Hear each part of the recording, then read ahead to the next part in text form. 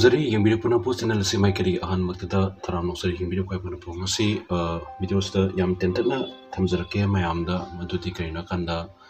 adom na khoi ki da Google search engine da adom gi mobile ki kuthang su dum tv ko subscribe likti koina salaktin pen haira ka tv salaktin pen haira tv maram di masi taksi adumati kana bai tangni kari da kana bono haibu thamjarake masi video si mamang da khoi gi chahi khari mangda upload tawjagrabani adubu masi nawnam semjabani aduga hai bidasi koida thengnajabe experience thamjabani maphamda yam tentan semjage madudi kaina khanda masi chahi kunmuk phare masi gi daksa koina sijinakhiba haiba tare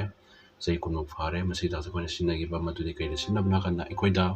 adom hakchangi do sudum thengnabirambe yai maramdi phinung do ibe natraga hakchangi mapan thongda koigi hek mina yembada uba haiba tare samna haibada koigi unsa hendokpa ko macha adagi samna habda khoi sajik ka hairiba sumba adagi samna habda khoi khungup tongbada khoi khong adongi khongya duga khungup tuga takhaina bagi adum nuti gi tong takhaina bada kanjalakpa skin thenarangoni adu atupa khoi english ki wahaida madu corn sai khangnai haiba mafam sidasu haiba hidaksi apply tawbada haiba pot adu thokpa ngam haiba tare aduga hakchangda koi skin hendokpa ko hakchangda skin hendokpa da so haiba daksi adum sijinaba fai aduga haiba hidaksi koi gi maroina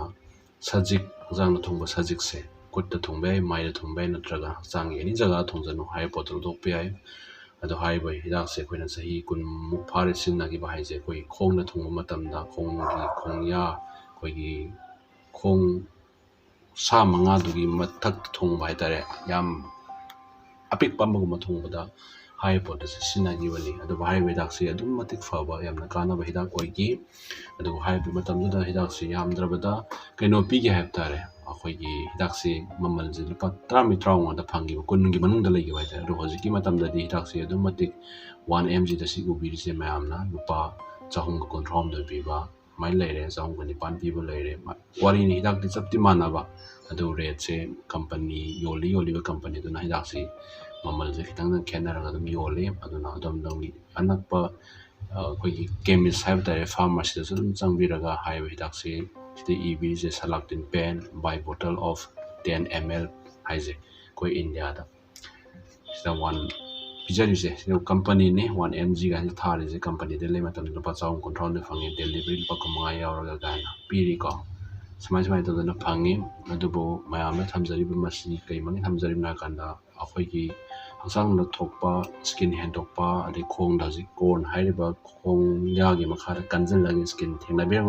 ba soina mi khari yawar mani khalli koiram da manipur da leiba mayam simang da yaobiramgani su dana hangsana sajik thokpa thengnabiramgani sajik si koi thok faga khanda thaini halman sinna wari ne koi nura sijnaraga taw adigi kanam khana churup na hali maiduna thila hali hai mayam do adum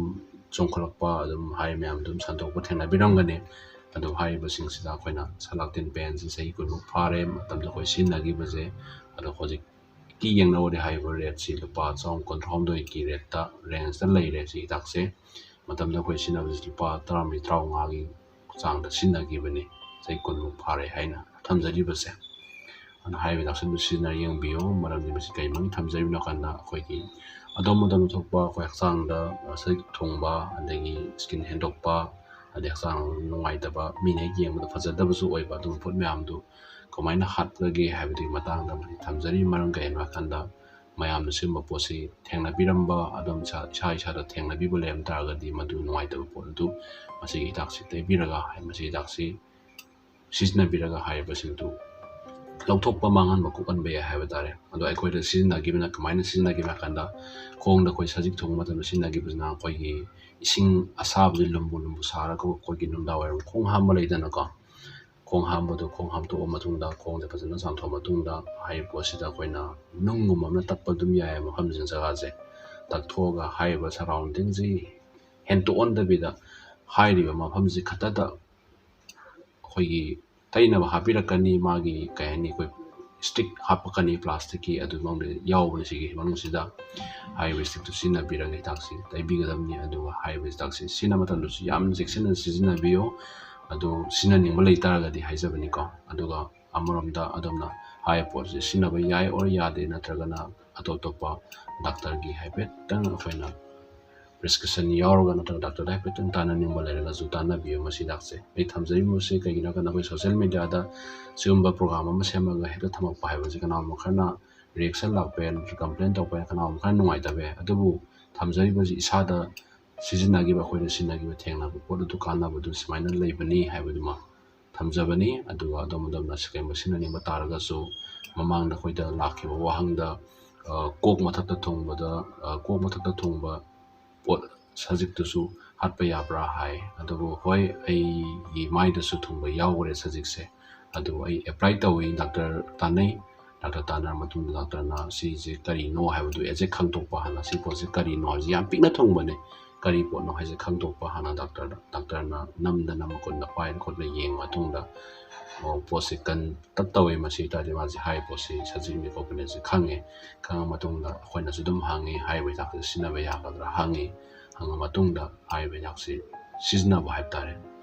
adum fagi aduna high post adom sinabiu tawdum sinadinga mangda nakrade petang tana biu haiba